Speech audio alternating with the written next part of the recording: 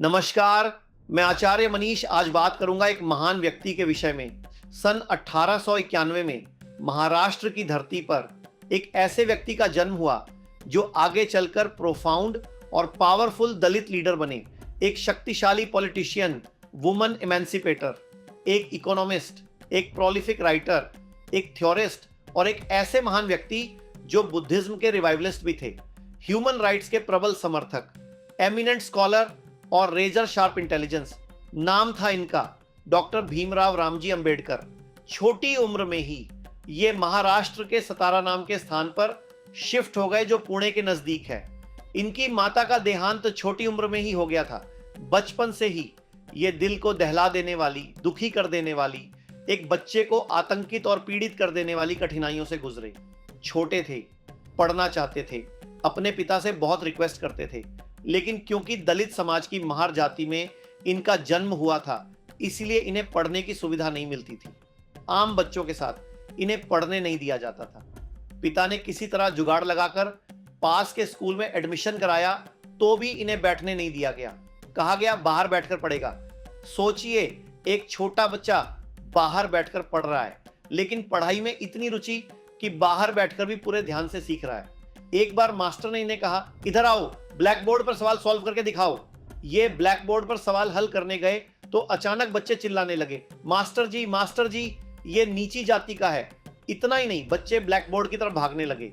ये हैरान हुए कि ये भाग क्यों रहे हैं। तभी देखा कि सारे बच्चे अपने टिफिन वहां से उठाकर पीछे करने लगे। क्यों? क्योंकि उन्हें डर था कि इनकी परछाई से उनका खाना अपवित्र ना हो जाए। ऐसे कई धक्के इन्हें बचपन में लगे।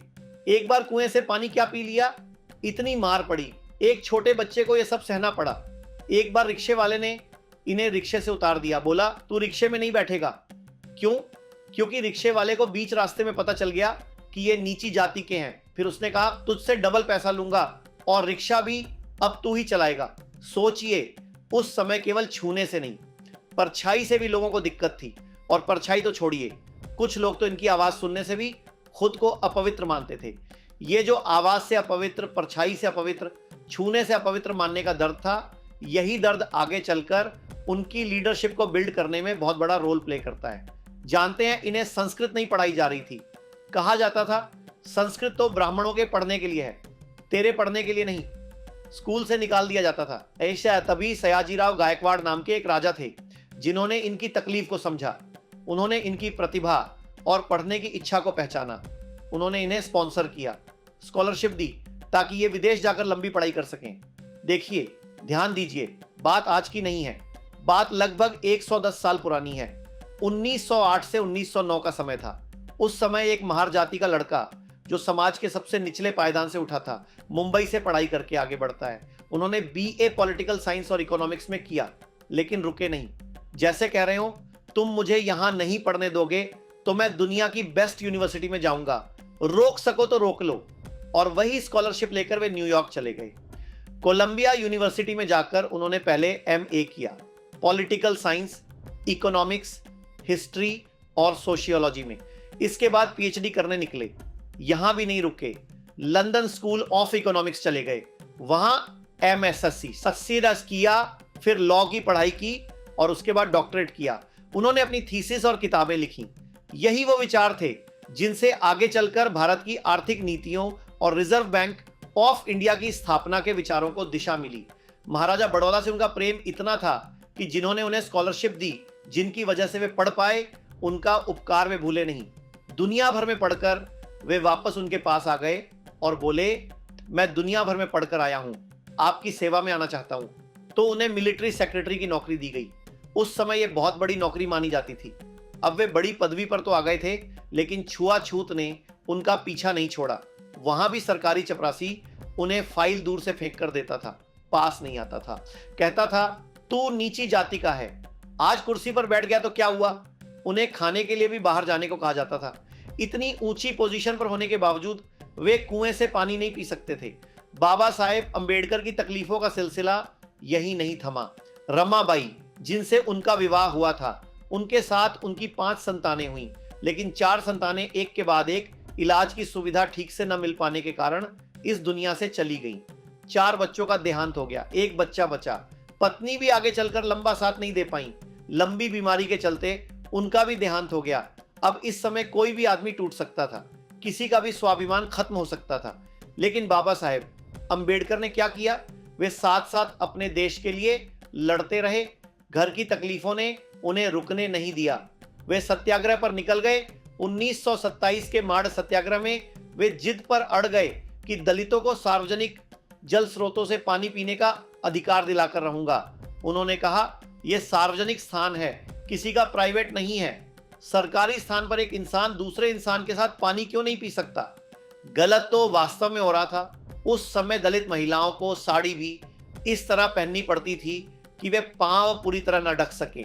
उन्होंने पहली बार उन्हें सामान्य महिलाओं की तरह पूरी साड़ी पहनने का अधिकार दिलाने की आवाज उठाई। इसके बाद उन्होंने कम्युनल इलेक्टोरेट की मांग की। कम्युनल इलेक्टोरेट में वे चाहते थे कि कम्युनिटी के आधार पर वोटिंग की अलग सुविधा हो। इसमें गांधी जी ने आपत्ति जताई। गांधी जी का मानना था कि अंग्रेज जातियों को अलग अलग करके देश को तोड़ना चाहते हैं। गांधी जी ने उन्हें समझाया। उन्होंने कहा, मैं आपको रिजर्वेशन दिला दूंगा, मैं आपको बाकी मदद भी करूंगा, लेकिन जातियों के आधार पर देश को अलग मत कीजिए। अगर देश अलग अलग हिस्सों में बंट गया तो स्वतंत्रता मिलना मुश्किल हो जाएगा, अंग्रेजों से लड़ना कठिन हो जाएगा। मेरे साथ खड़े होकर मेरी ताकत बनिए। जब अंबेडकर जी नहीं माने तो गांधी जी ने उनसे रिक्वेस्ट की और फिर अनशन पर बैठ गए। बहरहाल अंबेडकर जी के सामने बड़ी दुविधा आ गई। एक तरफ अपनी जाति और समाज के लोग थे जिनके अधिकारों के लिए वे लड़ रहे थे, दूसरी तरफ गांधी जी थे जो देश की आजादी के आंदोलन का नेतृत्व कर रहे थे। उन्होंने सोचा कि कहीं गांधी जी का जीवन संकट में न पड़ जाए। फिर पूना पैक्ट साइन किया गया और इस तरह एक समाधान निकला। डॉक्टर अंबेडकर की किताबें the evolution of provincial finance in British India और द प्रॉब्लम ऑफ द रुपए, इन किताबों ने भारत की वित्तीय सोच और रिजर्व बैंक ऑफ इंडिया की स्थापना के विचारों को प्रभावित किया। मैं दोबारा बोलूं, जिस व्यक्ति को समाज ने बचपन में बैठने नहीं दिया, उसी व्यक्ति की बुद्धि ने आगे चलकर देश की आर्थिक और संवैधानिक सोच को दिशा दी। कैन यू इमेजिन, भारत के सबसे निचले पायदान से आया एक युवा लड़का जिसकी कोई मदद करने वाला नहीं था, आगे चलकर उसी की बुद्धि के आधार पर देश का संविधान भी तैयार किया जाएगा। इनके ज्ञान, बुद्धि और कौशल का लोहा इंडियन लीडर्स और ब्रिटिश लीडर्स दोनों मानते थे। 1947 में भारत आजाद हुआ जब नेहरू जी, जो स्वतंत्र भारत के पहले प्रधानमंत्री बनने वाले थे, गांधी जी के पास अपनी कैबिनेट की लिस्ट लेकर पहुंचे तो गांधी जी ने पूछा, इसमें बाबा साहेब अंबेडकर का नाम कहां है? कहा जाता है कि वहीं चर्चा हुई और गांधी जी ने कहा, नेहरू, ये तुम्हारी कैबिनेट नहीं है, ये आजाद भारत की कैबिनेट है। तभी बाबा साहेब अंबेडकर को कानून मंत्री के रूप में लिया गया और केवल कानून मंत्री ही नहीं बल्कि भारतीय संविधान की ड्राफ्टिंग कमेटी का चेयरमैन भी बनाया गया। इनकी इंटेलिजेंस के आगे कोई कुछ बोल नहीं सकता था। जो इनसे सहमत थे और जो असहमत थे, दोनों जानते थे कि इस व्यक्ति में असाधारण बुद्धि है। बहरहाल मन तो करता है कि इनके विषय में घंटों बात करूं। सच में इनके विषय में बात करते हुए मन भरता ही नहीं। इतने बुद्धिमान व्यक्ति ने आगे चलकर हिंदू कोड बिल और महिलाओं के अधिकारों से जुड़े बड़े कानूनों में कई सुधारों की पहल की। ये वो पॉलिटिकल लीडर नहीं थे जो सत्ता के लिए लड़ते थे, ये उनके लिए लड़ते थे जिन्हें समाज ने कमजोर समझा था। देश के कमजोर हिस्से को उठाना ये हर लीडर की जिम्मेदारी है। एक बार फिर ध्यान दीजिए, चाहे महिलाएं हों, चाहे जाति या धर्म के आधार पर कमजोर समझे गए लोग हों, उन्हें आगे बढ़ाना, उन्हें सपोर्ट करना, तभी देश आगे चलेगा। जब पूरे देश में खुशहाली आएगी तभी फायदा सबका होगा। ध्यान दीजिए, पूरे देश में खुशहाली आएगी तभी फायदा सबका होगा। इनकी भाषा में, इनके भाषणों में, इनकी चर्चा में, इनके आचरण में, इनकी किताबों में और संविधान लिखते समय उनकी भूमिका में सहनशीलता लगातार दिखाई देती रही। वे आगे चलकर बौद्ध धर्म को अपनाने लगे। बौद्ध धर्म में समानता, करुणा और सभी जीवों को अपनी तरह देखने की भावना है। यही समान दृष्टि देने का प्रयास उन्होंने अपने जीवन में किया। आखिरकार उन्होंने बौद्ध धर्म स्वीकार किया। अंत तक वे प्रेम और समर्पण से काम करते रहे। वे सत्ता या निजी स्वार्थ के लिए नहीं बल्कि समाज के कमजोर लोगों को उठाने के लिए लड़ते रहे। इसमें आपके लिए क्या मैसेज है? एक मैसेज लेकर जाइए, एजुकेशन इज द टूल। पूरी जिंदगी उन्होंने सबसे निचले और कमजोर तबके को शिक्षा के बल पर खड़ा करने का प्रयास किया। वे लगातार पढ़ते रहे। लोग उनकी शिक्षा और ज्ञान के सामने चुप हो जाते थे। देश ने उन्हें भारत रत्न से सम्मानित किया। एक बात समझ लीजिए, इनके बराबर लीडर पृथ्वी पर गिनती के होते हैं, प्रतिशत में नहीं होते। तो इस सच्ची कहानी से आप क्या समझे? Education is the tool. Entertainment के तो यूट्यूब पर बहुत चैनल होंगे, लेकिन ये एजुकेशन मोटिवेशन का चैनल है। और देश को डॉक्टर भीमराव रामजी अंबेडकर के विषय में एजुकेट करना, उनके संघर्ष के बारे में बताना, ये मेरी, आपकी, हम सबकी जिम्मेदारी है। बताइए लोगों को कैसे एक इंसान सबसे निचले पायदान से उठकर देश का संविधान लिखने वाला बना। बताइए लोगों को कैसे हालात उसके खिलाफ थे, लेकिन उसने हालात को ही बदल दिया।